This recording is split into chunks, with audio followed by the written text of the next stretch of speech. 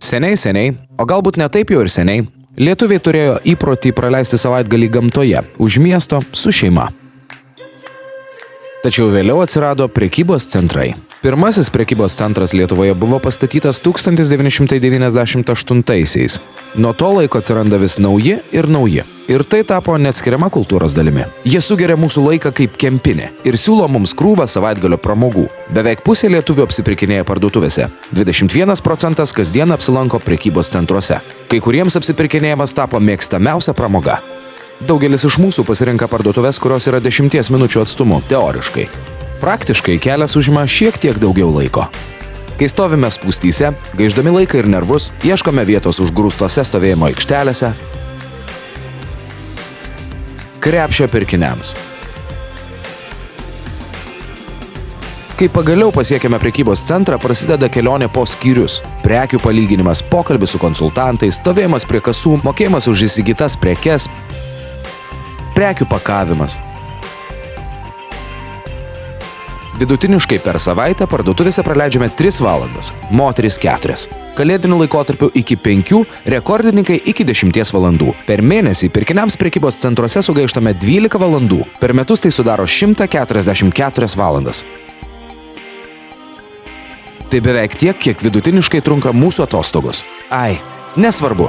Per savo gyvenimą apsipirkimams prekybos centruose sugaištame daugiau nei 10 000 valandų.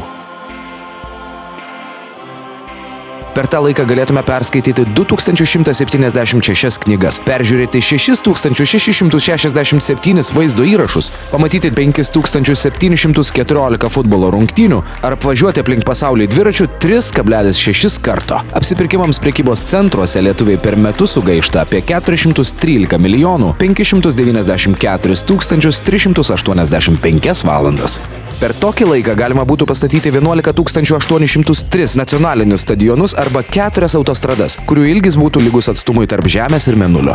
O ką jei pasiūlytume sutaupyti tą laiką be tampimosi po prekybos centrus ir nereikalingų svarmenų tampimo? Apsipirkinėjimas internete vidutiniškai užima 70% mažiau nei apsipirkinėjimas prekybos centruose. O puslapiai, tokie kaip varlė.lt, suteikia galimybę apsipirkti gerokai pigiau. Netgi būdamas toli nuo kompiuterio, gali lengvai palyginti kainas naudodamas telefoną, o tam reikia tik produkto pavadinimo. Perkant internetu, grąžinti prekę galima iki 14 dienų be priežasties pateikimo. Kas būtų, jei internetinių apsipirkimų dėka galėtume sutaupyti bent pusę prekybos centre sugaišto laiko? Turbūt negalėtume pastatyti 4 autostradų į Mėnulį, bet gal bent gatvėse būtų mažiau spūsčių, miestų centrai vėl alsuotų gyvenimo. Kas žino?